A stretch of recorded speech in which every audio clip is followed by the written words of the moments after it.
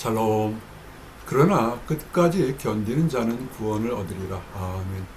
우리가 치는 최근에 도처에서 강진과 전쟁의 끔찍한 이야기들을 듣고 보고 있습니다. 베네수엘라 같은 경우는 정말 그 나라 역사상 진도 7.0이 넘는 강진이 연달아 오면서 큰 고층빌들이 무너지는 것을 우리는 생생하게 보게 됩니다. 정말로 많은 사람들, 숫자를 알 수 없는 많은 인명피해가 일어났습니다. 이럴 때 이런 것을 보면서 전쟁과 기근과 천재지변을 통해서 우리의 삶을 어떻게 해야 될지, 이 말씀이 마태복음 24장 1절에서 14절 경계와 도전의 말씀이 있습니다. 이 말씀을 통해 우리의 때를 분별하고 우리가 소망 갖기 원합니다. 세 가지 주제로 말씀 증거합니다. 첫 번째, 세상 끝의 징조들을 보고 환경적인 것, 외변적을 보면서 우리의 딸을 분별하는 것입니다. 그리고 우리가 힘들고 어려울 때 우리는 세상에 유혹받고 미혹받는데 주의하라는 것입니다. 그리고 주님께서 부르셨으니까 마지막 순간까지 끝까지 견디다 보면 하나님의 은혜를 얻을 것이다 라는 이 세 가지 말씀으로 은혜를 나누기를 원합니다. 첫 번째, 세상 끝의 징조. 우리가 아침에 일어나게 되면 무엇을 하십니까? 통상적으로 많은 사람들이 셀폰이나 시계를 보면서 대충 몇 시쯤 될까 하고 우리는 시각을 확인합니다. 이것이 사람들이 어떻게 오늘 하루 살까를 준비하는 마음이 될 것입니다. 우리의 영적인 생활도 우리의 미래가 어떻게 될지 모르기 때문에 그러나 징조를 알 수가 있습니다.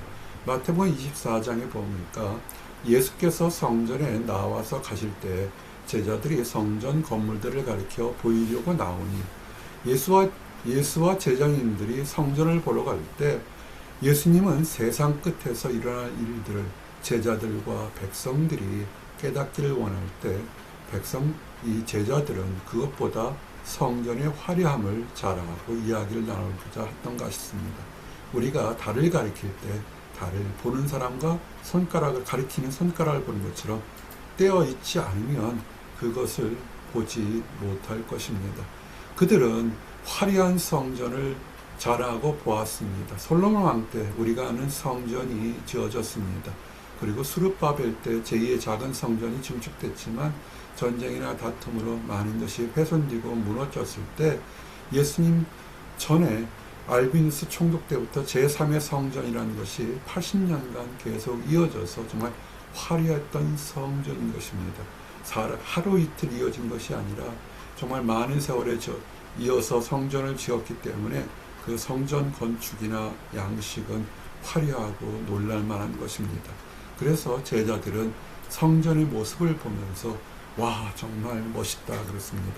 지금 현대를 보게 되면 세상은 AI의 첨단 문명과 과학 문명, 모든 것들이 첨단이고 빨라지고 이제는 자동차 운전을 제대로 하지 않아도 인공지능, 자율지능으로 웬만한 곳은 찾아갈 수 있는 정말 과학시대가 되었습니다. 아마 20, 30년 전에 사람들은 생각하지 못했던 것, 시계에서 전화로 통하는 많은 것들이 과학 문명이 발달됐을 때 우리는 인간의 과학을 자랑할 수 있는데 그와 같은 심정이었을 것입니다. 예수님을 따라다니는 제자들이 지치고 힘들었을 때 그들이 하나님 나라를 얘기했을 때 멋지고 화려한 성전을 보니까 저 성전처럼 우리도 대접받고 인정받고 영광과 명예를 누리는 거 아닌가라는 착각을 할 때 예수님은 제자들의 생각과는 정반대로 다른 얘기를 했습니다. 너희들이 화려한 것을 보느냐?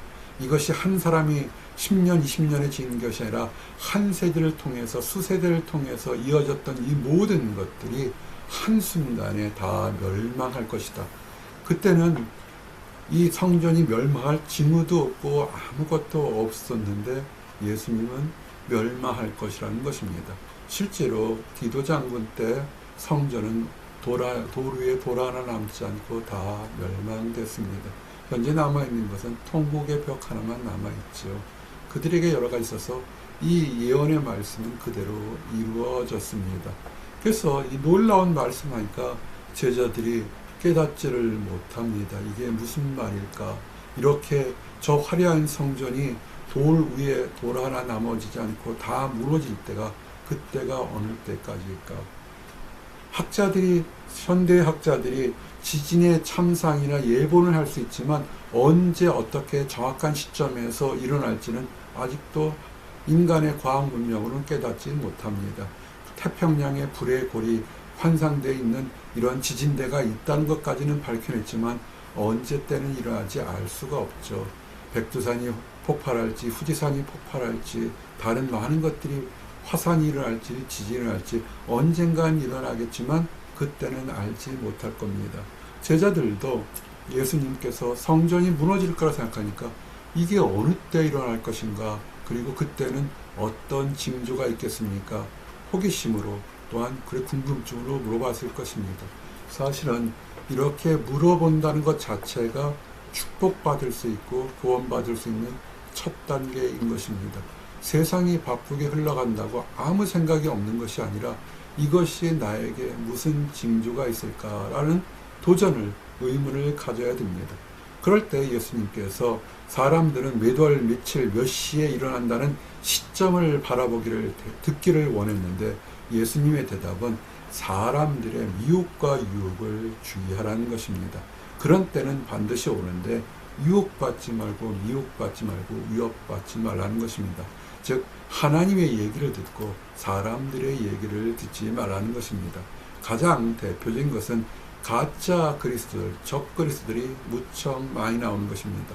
성도들은 그리스도가 재림하는 것을 일평생의 소망인 것입니다. 일평생의 소망을 위협하고 거짓으로 만드는 가짜 그리스도들, 그들에겐 가짜 그리스도들이 와서 뭐라고 하겠습니까? 사람들의 눈과 귀와 입에 듣기 좋은 얘기만 하는 가짜 그리스도들, 또는 인간의 영혼을 타락시키는, 위협하는 무서운 그리스도들이 나타날 것이다. 그리고 그때 징조들은 뭐냐면 난리와 소문을 듣겠으니, 이때 제자들은 난리와 난리나도 기껏해야 한 100km 밖에 전쟁이나 소문이, 전화가 없었고 뉴스가 없었기 때문에 모르겠습니다. 그렇지만 지금은 지구편 반대에 있는 난리들의 소식을 마치 옆 동네에서 바로 집 앞에서 일어난 것처럼 생생하게 보고 듣고 있는, 듣겠으나, 소문을 듣겠으나 아주 빠르게 보게 될 것입니다. 지금 전 세계의 많은 전쟁들을 우리는 보게 됩니다. 그러나 두려워하지만 이것이 끝이 아니라는 것입니다. 시작이라는 것입니다. 그러므로 도처에 전쟁이 일어나고 있을 때 우리는 우리 육신만 생각해서 그저 잘 먹고 잘 살자가 아니라 어떤 일이 있을지, 어떻게 해야 될지를 돌아보는 지금의 때가 어느 때인지, 무엇을 해야 되는지 깨어 있어야 될 것입니다. 그리고 말세 때가 되면 민족이 나라와 나라를, 지금 21세기, 20세기 후반부터 각 민족들이 일어나서 각 독립국가들을 엄청나게 많이 만들면서 전쟁과 다툼이 그 어느 때보다 역사가 많았습니다. 예수님 당시만 해서도 민족이 많았지만, 그러나 절대적인 로마 제국이라든지 바사 제국이라든지 절대적인 제국이 통치해서 작은 소수 민족들이 일어날 수가 없었습니다. 그러나 지금은 유럽을 보게 되면, 다른 지역을 보게 되면 민족과 민족이 나와서 나라를 세우면서 이 과정에 필연적으로 전쟁과 다툼이 일어나고 있고, 그 다음에 이제는 지구온난화가 이제는 일상화되어서 한 번도 경험해 보셨던 기근과 대지진이, 폭우가들이 우리 일상에 너무 많이 일어나고 있습니다. 이때만 해도 제자들은 이 말을 이해하지 못했을 것입니다. 그러나 지금 현대를 사는 우리들은 이 예수님이 하셨던 말씀이 바로 지금 우리 시대에 있었던 것을 보고, 그 예수님 말씀이 뭐냐면 이것이 시작이니라. 와, 지금 이렇게 천재지변이나 전쟁과 다툼도 정말 살기가 힘들 정도인데, 말세 때는 이거보다도 더 어려운 것이 재난의 시작이란 사실에 마지막 심판 때 얼마나 두려운 일이 있을까 우리는 상상할 수가 없습니다. 그리고 또 하나 알 수 있는 것은 하나님이 마지막 심판 때를 주는 것이 뭐냐면 크리스찬들이 박해를 받을 것이다. 믿는 이름으로 죽임을 당할 것이고 넘겨질 것이다. 예수님이 승천하시고 나서 초대교회에 엄청난 박해가 있었습니다. 그래서 사람들은 이렇게 정말 끔찍한 박해가 로마 제국을 통해서 일어나니까 예수님이 오실 거라 생각했는데 그것은 아니었고요. 오히려 로마 제국을 통해서 전 세계에 기독교가 전파되고 기독교가 강국이 되는 그런 때가 되었습니다. 21세기에 되어서는 이제는 다른 종교들이나 다른 종파, 다른 사상이 만연해서 이제는 올바르게 믿는 크리스찬들이 핍박당하는 그런 모습들을 우리가 보게 됩니다. 그리고 이제는 신앙이나 종교나 이런 사람들이 교회도 어떤 종교시설을 가는 것을 꺼려하기 때문에 사람들의 마음이 무정해지고 잔인해져서 서로들 미워하고 다투고 쓸데없이 살인하고 그런 어려운 일들이 겪는 그런 잔인한 시대에, 강폭한 시대에 우리가 있다는 것을 돌아보시기 바랍니다. 예수님께서 그때 많은 사람들이 실족하게 되고 서로 잡아주고 서로 미워하겠으며 그 당시만 해도 이런 어려운 일이 있겠다 생각했지만 그때의 어려움도 있었습니다. 그렇지만 지금은 그때보다도 몇십 배 더 어렵고 힘든 날이 있을 것입니다. 그런데 왜 이런 일이 일어났을까요? 특별히 믿는 성도들, 제대로 믿는 성도들을 얘기하는 것이죠. 그저 교회 문턱을 받거나 스스로 나는 믿는 사람이는 네임리 크리스찬이 아닌 하나님을 믿음을 따라 사는 사람들은 참 어렵습니다. 세상 살기 어렵습니다. 세상의 질서 속에서 믿는 대로 살게 되면 승진하기도 어렵고 물질을 얻기도 어렵고 여러 가지 모든 것에서 핍박과 불례를 받을 수밖에 없습니다. 이유가 뭘까요? 무능해서 그럴까요? 아닙니다. 그것이 아니라 하나님을 믿는 성도들이기 때문에 때로는 시집도 장가도 가기 어렵고 큰 물질을 얻기도 어렵고 사업하기도 어렵고 정직한 방법으로 어떻게 큰 돈을 벌 수 있겠습니까? 현대에선 그런 것들이 참 어렵습니다. 그런데 우리가 이 모든 일이 이미 예수님께서 말씀하신 것처럼 믿기 때문에 이런 어려움이 있으니 낙심하지 말라. 이것은 세상이 예수님을 미워하고 있는 것이고 너희들은 피해자들하고 이렇게 얘기하고 있는 것입니다. 그리고 이렇게 힘들고 어려우니까 우리를 구원해 줄 절대자를 찾게 됩니다. 그러다 보게 되면 거짓 이단들, 사이들이 참 많습니다. 대한민국에서도 그렇고 전 세계적으로 우리끼리 잘 살자, 이 숫자에 들면 구원받는다, 엄청나게 많은 이단과 미혹들이 있는데 그들의 가르침이 교만도 있지만 마음속에 연약한 성도들이 하나님의 도움을 받는데 넘어가서 그들의 얘기를 넘어가는 것입니다. 힘들고 어렵고 외롭고 가난하다 보니까 그들이 넘어가고 그들의 가르침을 받다 보니까 사랑이 식고 불법이 이 세상에 넘치는 그런 세상이 되는 것입니다. 그래서 이제는 교회를 다닌다고 하면 오히려 핍박과 조롱받는 세대가 된 것을 우리는 깨닫게 됩니다. 낙심하지 마십시오. 그럴 때일수록 세상이 우리를 미워하고 조롱한다고 같이 싸우는 것이 아니라 믿음 안에서 우리를 거룩하게 견디게 인도하신 분이 우리 주님이니까 믿음 안에서 끝까지 견디셔야 됩니다.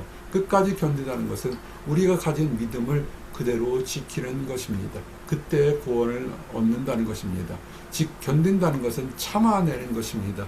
능동적인 인내와 믿음을 얘기하는 것입니다. 그저 나는 하나님이니까 될 대로 되래가 아니라 분명히 어려움을 알고도 내가 선택적으로 내가 크리스찬이기 때문에 내가 하나님 믿는 성도이기 때문에 불이익을 당해도 나는 이것을 감당하겠다는 능동적인 인내로 믿음으로 참는 것입니다.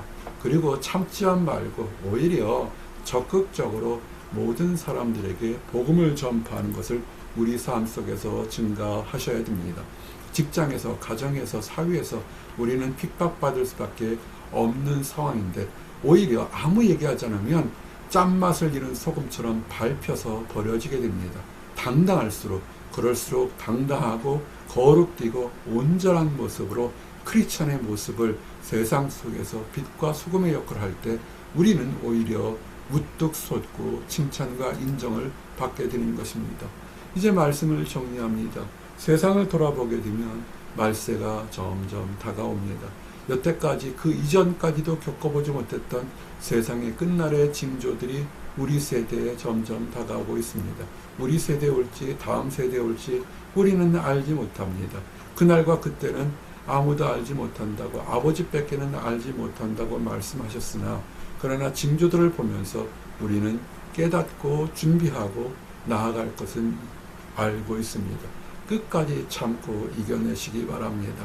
우리가 바라는 것이 조금 더디고 넘어지고 위협받고 두렵다 할지라도 세상과 타협하지 말고 믿음 안에서 굳건히 나아가며 하나님을 바라봐서 하나님부터 인정받고 세상이 줄 수 없는 참된 구원을 얻는 나와 여러분들이 되시기를 원합니다.